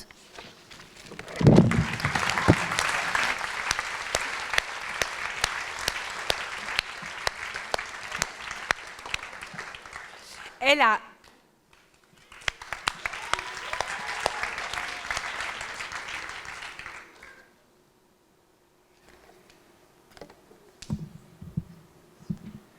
Bonjour, je m'appelle Ella Rosenthal et j'aurai 12 ans le 1er août. Je viens de terminer ma 6e primaire. Je viens d'une famille de 3 enfants et je suis l'enfant sandwich, celui du milieu. J'ai une grande sœur de 14 ans qui s'appelle Maïli et un petit frère de 6 ans qui s'appelle Lior. Je me sens très proche de mon frère et de ma sœur, nous partageons une grande complicité. Mon papa est français d'origine de Metz et ma maman, belge, est née à Anvers. Ils se sont mariés depuis bientôt 18 ans et installés depuis leur rencontre à Bruxelles. Le judaïsme est dans ma vie depuis ma naissance, car nous avons toujours célébré les grandes fêtes dans les 2 familles. Ce sont des moments joyeux et festifs que j'attends avec impatience, car j'y retrouve également mes grands-parents, oncles et tantes et tous mes cousins. À la maison, nous ne sommes pas très pratiquants. Je dirais que nous sommes traditionnalistes. Et cela me convient, car je suis attachée aux fêtes et traditions, mais j'aime l'idée que chacun vive son judaïsme à sa façon. Je suis depuis toujours dans une école juive, Beth Aviv, et depuis mes 7 ans dans un mouvement de jeunesse juif, la Shomer. C'est ce triangle, famille, école, mouvement, qui me relie au judaïsme et grâce auquel j'ai tout appris. Néanmoins, c'est entre autres aussi pour ces raisons-là que je trouvais intéressant de sortir de ce triangle connu et de découvrir un nouvel angle en venant au CCLJ pour y suivre les cours de Bat Mitzvah. Le CCLJ est un endroit chaleureux et familial où j'y ai fait de nouvelles rencontres, appris les origines de ma famille et réalisé un petit travail de bénévolat à la radio, découvert un aspect philosophique lors du travail autour de ma paracha. C'est en venant tous les samedis que de semaine en semaine, j'ai compris l'importance de faire un vrai travail de recherche et d'étude pour ma bat mitzvah. Le judaïsme est pour moi une richesse, des valeurs qui me tiennent à cœur, une grande partie de ma vie au quotidien. Même si ma petite famille n'est pas très pratiquante, je trouvais très intéressant de me plonger dans l'histoire biblique et ma paracha, car elles sont porteuses de l'histoire et des valeurs de mon peuple. Mon texte s'appelle Ekev. Dans celui-ci, Moïse menace les Bnei Israël des pires punitions, voire même de mort, s'ils ne respectent pas les commandements et s'attachent à d'autres dieux. Cette mort n'est pas juste physique, mais elle représente aussi la disparition suite à l'assimilation. Le texte est assez direct et très dur, mais il cache une valeur importante, celle du choix, c'est-à-dire du libre arbitre. En effet, les Hébreux ont le choix de respecter les lois ou pas. Dieu propose 2 alternatives, mais on voit clairement qu'il incite les Hébreux à suivre sa voie. Plus tard, j'aurai aussi le choix de transmettre le judaïsme à mes enfants, parce que c'est important à mes yeux. Mes parents ont fait ce choix avant ma naissance, et je compte bien en faire de même. Sans oublier que cela reste un choix, mon choix. Notre peuple a vécu des drames terribles, dont les témoignages nous incitent à ne pas oublier notre histoire et à perpétuer nos traditions. En devenant bat mitzvah, aujourd'hui, j'ai conscience d'être moi aussi un maillon de cette chaîne de la transmission du judaïsme. Dans le cadre de mon travail de bat mitzvah, j'ai pu réaliser 4 interviews de membres de la famille. J'ai interviewé Harold Jakubowicz, mon grand-père maternel, Paulette Lezerovitch, ma grand-mère paternelle, et 2 tantes de mon père. Ces 2 dernières étaient des enfants lors de la Deuxième Guerre mondiale. Il s'agit de Rachel et Esther Rosenthal. Rachel est aujourd'hui âgée de 90 ans. Elle m'a raconté son histoire durant 1h30 sans s'arrêter. Elle se rappelait de chaque détail. Elle a pu me donner les noms des rues, les numéros des maisons, les descriptions des habits des passeurs, ce qu'elle portait elle-même le jour où ils sont partis, des anecdotes sur chacun de ses frères et sœurs, ils étaient 7, les trajets exacts qu'ils ont faits, tous les moments où ils ont eu peur, mais aussi les moments de joie, malgré la situation. J'ai été frappée par tant de détails, encore si vivants dans sa mémoire. Je crois que moi, à 90 ans, si j'arrive jusque-là, je ne pourrais pas me rappeler d'autant de choses. Cela me fait prendre conscience de l'importance des événements qu'elle a vécus et qui devaient vraiment être difficiles pour la marquer à ce point. Grâce à ce travail d'interview, j'ai pu découvrir des histoires sur ma famille. J'ai pu prendre le temps de poser des questions et d'écouter attentivement les réponses. J'ai aussi compris que cela leur faisait plaisir de se sentir écoutés et de pouvoir raconter leur histoire. J'imagine que plus tard, un de mes enfants pourrait regarder l'album que j'ai créé pour ma bat mitzvah et venir à son tour me poser plein de questions sur l'année que je viens de passer. Je lui raconterai alors que durant cette année, j'ai pu rencontrer des gens avec des histoires familiales très différentes et que j'ai énormément appris sur moi-même et sur le judaïsme. Merci à vous, mes parents, de m'avoir convaincu de suivre ce programme si enrichissant. Merci pour votre participation aux travaux réalisés, qui finissaient souvent en activités familiales collectives. Et merci tout simplement à vous tous, amis et familles, d'être là avec moi pour un moment qui me tient à cœur.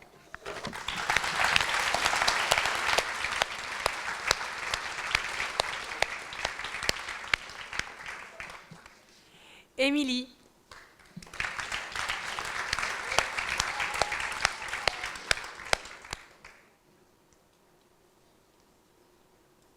Bonjour à tous et merci d'être présents aujourd'hui à l'occasion de ma bat mitzvah. Je m'appelle Émilie et j'ai 12 ans. Je suis née dans une famille mixte, ce que je considère comme une richesse. Mon papa est juif et ma maman pas. Enfin, quoique, entre nous, il n'y a pas plus juif que toi. Le CCLJ et moi, c'est une longue histoire. Longue de 12 ans à peu près, puisque dès que j'ai eu 2 mois, j'y ai fréquenté la crèche et que chaque année, je continue d'y célébrer les fêtes juives. Surtout que mes parents y sont aussi impliqués. Ma maman joue de la flûte aux fêtes et mon papa a fait partie du conseil d'administration du CCLJ pendant plus de 20 ans. C'est lui qui a inauguré le programme des Bnei Mitzvah au CCLJ il y a un peu plus de 30 ans. Le choix de faire ma bat mitzvah au CCLJ était donc assez logique. D'abord, je suis en accord avec les préceptes du CCLJ.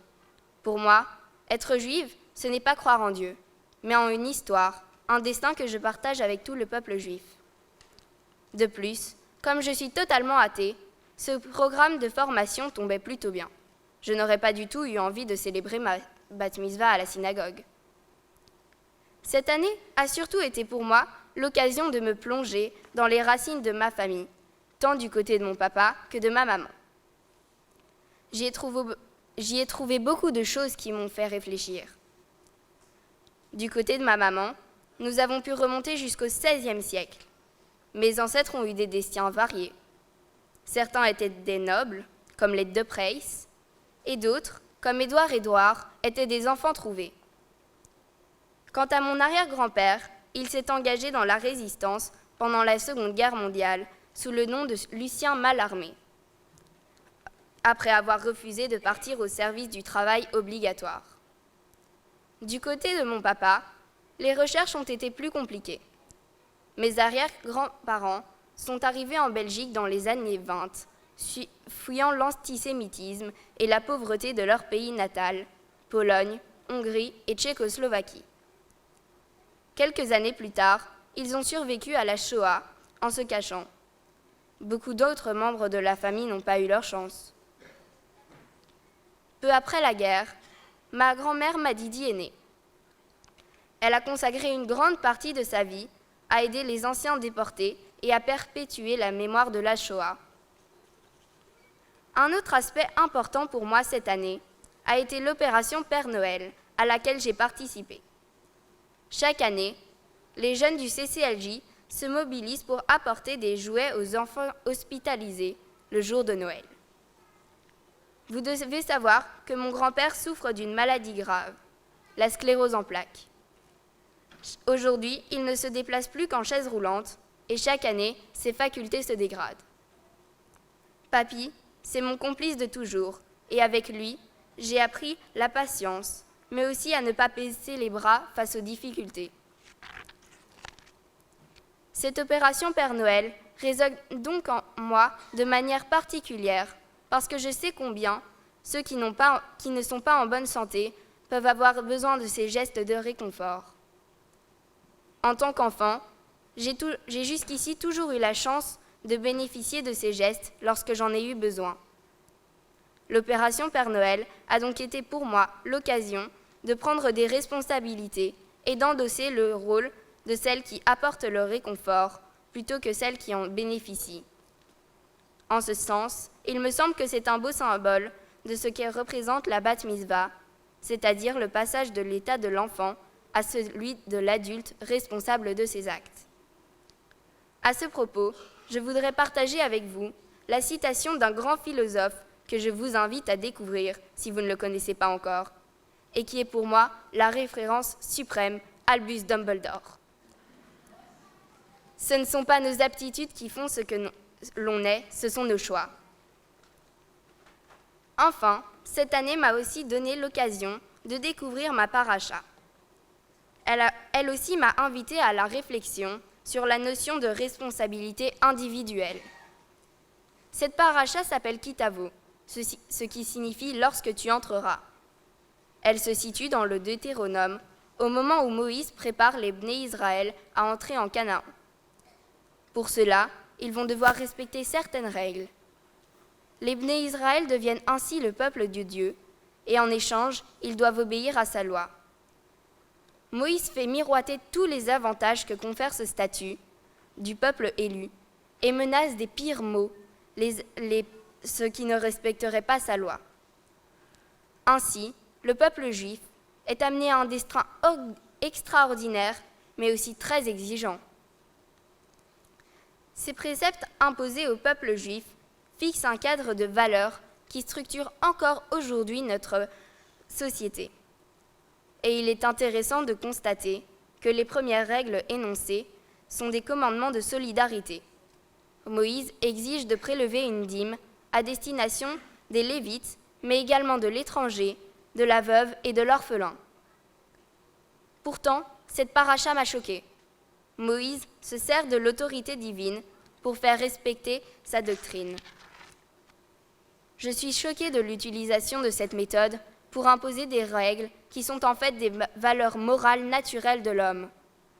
De plus, même si Dieu existait, aurait-il la légitimité pour nous imposer ces règles alors qu'il serait étranger à notre condition? Saurait-il ce que l'homme vit et ressent? Enfin, si nous regardons plus loin, nous pouvons aussi nous demander si le texte ne nous invite pas, en fait, à découvrir en nous-mêmes ce qui est bien ou mal, et en nous y conformant, à accéder à l'égal de Dieu. En tout cas, c'est une interprétation qui me semble plus compatible avec la liberté individuelle de chacun d'entre nous.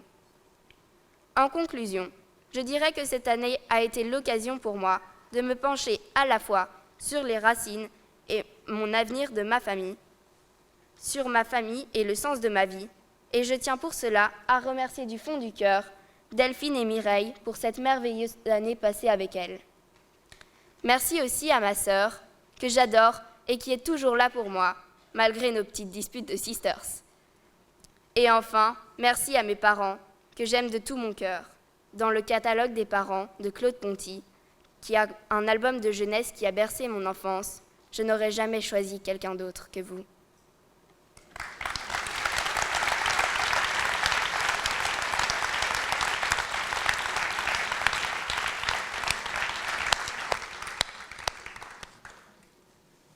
Cette année, nous sommes plusieurs Bnei Mitzvah issus de familles séfarades. Quel plaisir de découvrir les belles sonorités du ladino.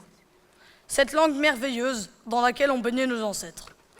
C'est à eux, ainsi qu'à nos grands-parents, présents aujourd'hui, que nous dédions cette chanson. Avraham Avinu, Luz de Israël.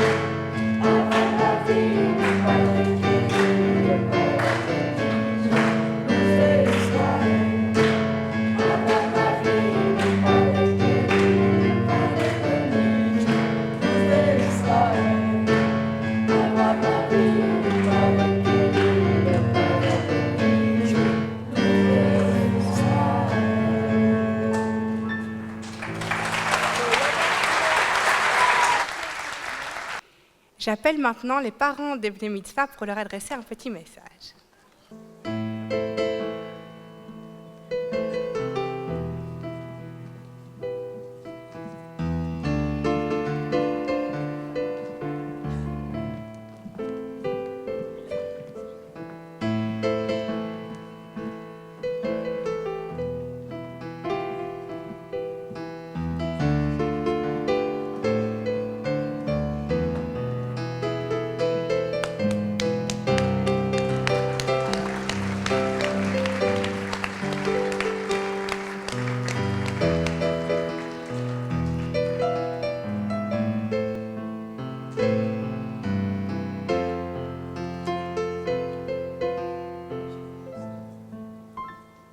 Amy et ses parents.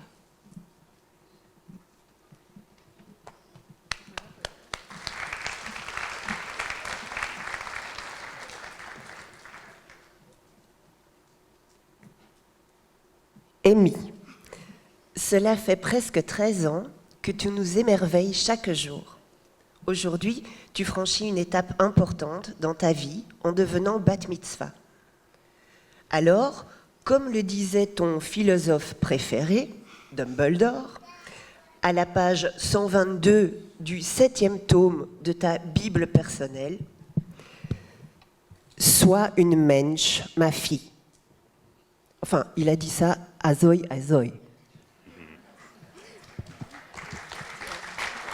Émilie, nous te souhaitons de grands rêves et l'ambition de les réaliser.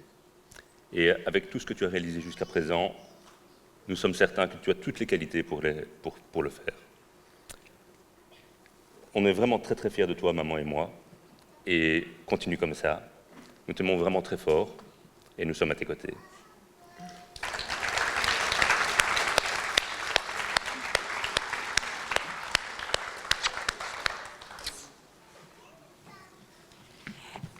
Ella et ses parents.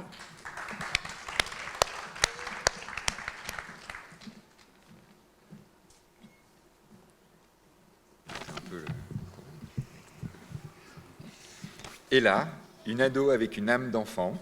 Douce et pétillante, tendre et forte à la fois. Garde et cultive toutes ses qualités. Tu es une fille merveilleuse, un bonheur au quotidien.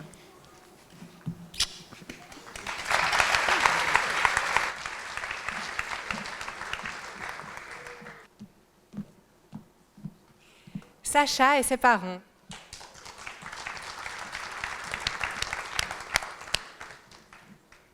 Sachou que tu as beaucoup travaillé pour être là aujourd'hui, mais ce n'est qu'un début. Ta route sera longue, tu seras peut-être aussi illustre que Golda Meir, mais surtout, sois heureuse. Tu connais notre petit jeu où je te demande c'est qui la plus belle et tu me réponds toujours c'est toi maman. Mais moi je te réponds mais non, c'est toi Sachouk, aujourd'hui c'est toi. Mazal Tov.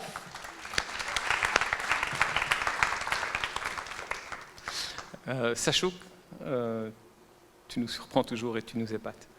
Bah, tu l'as encore fait cette année, en menant à bien tes projets de front, ta bat mitzvah, l'école, le piano, le cheval. Bravo, on t'aime.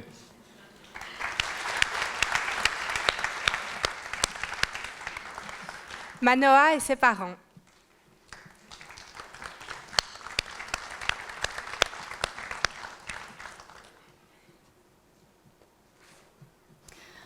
Alors Manoa, comme dit ton papa, la bonne taille pour un homme, c'est quand ses pieds touchent le sol. Et voilà, à mes yeux, tu es très très grand et j'ai une grande confiance en toi pour la suite. Voilà, tu viens de franchir une étape pour devenir qui tu es. En un mot comme en 100, je te dis Mazel Tov.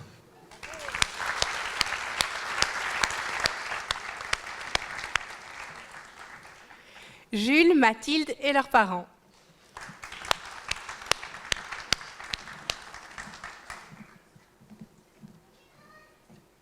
T'es Jules, on est très fiers de ceux que vous êtes devenus, mais surtout très fiers de ceux que vous êtes restés. et vraiment très fier que cette journée se passe proche de nos convictions et de nos traditions.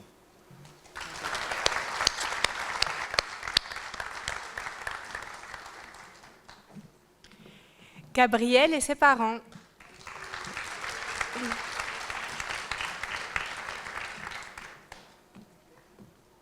Alors certains se sont permis de dire Sachou, donc je vais me permettre de dire Gabouche.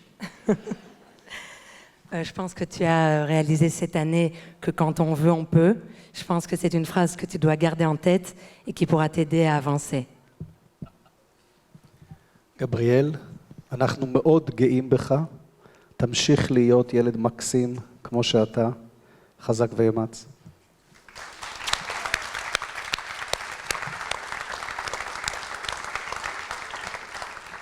Solal et ses parents.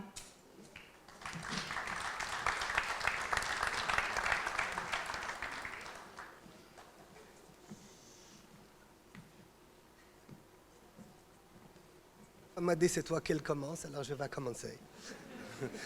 Nous sommes très heureux que Solal ait pu faire sa bar mitzvah au CCLJ parce que c'est une maison qu'on connaît bien. Et puis, Solal, quand il est né, son premier mot, c'était pas maman, c'était pas papa, c'était non.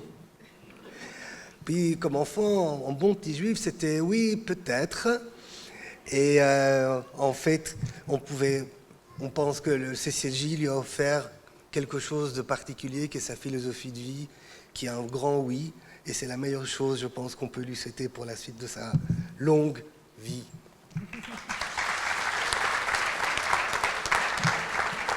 Voilà, et je pense que maintenant tu pourras faire cette grande grasse mat que tu as maintenant bien méritée.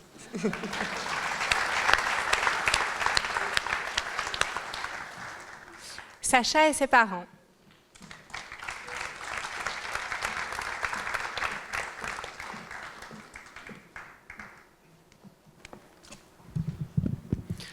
Donc c'est vrai qu'au départ, on a dû un petit peu insister.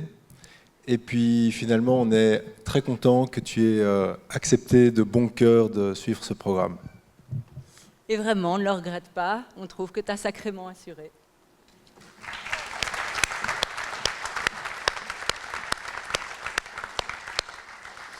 Shana et ses parents.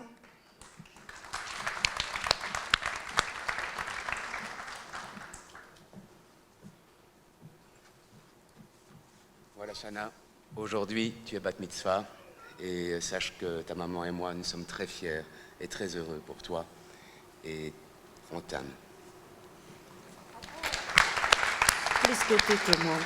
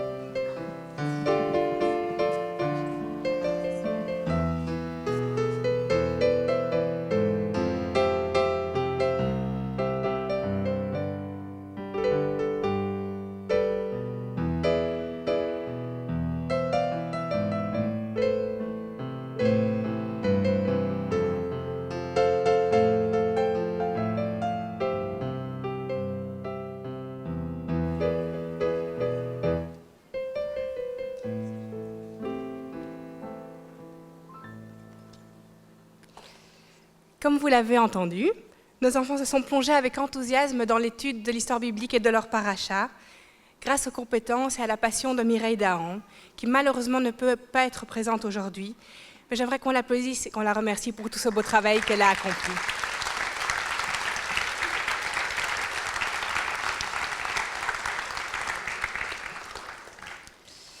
Comme chaque année, le KKL, le Keren Kayemet l'Israël, s'associe à cette grande fête en offrant à chaque bar et bat mitzvah un arbre qui sera planté en Israël en leur nom. À l'issue de la cérémonie, nous remettrons au Bnei Mitzvah le certificat du KKL, un diplôme du CCLJ et un petit cadeau qui leur seront remis par notre président, Izzy Albertal.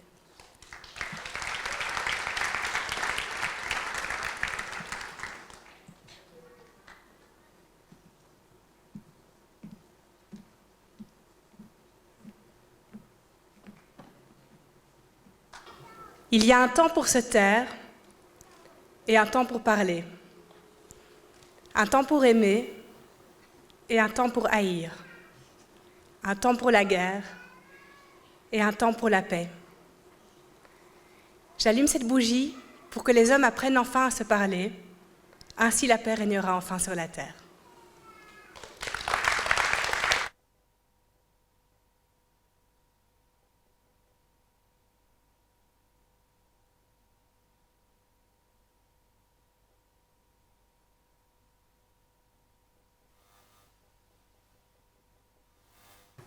Pour clôturer la cérémonie, j'invite les anciens Bnei Mitzvah à nous rejoindre sur scène pour nous accompagner dans le dernier chant.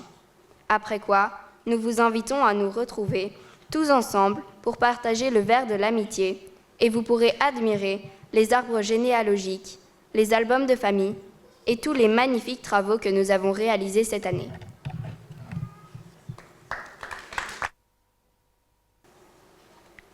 Parole philosophie de Rabbi Nachman de Bartholomew. Le monde entier est un pont étroit. L'essentiel est de ne pas avoir peur, de ne pas avoir peur du tout. Kol haolam kulo, yesher tzara meod, ve'aikar lo lefaret kal.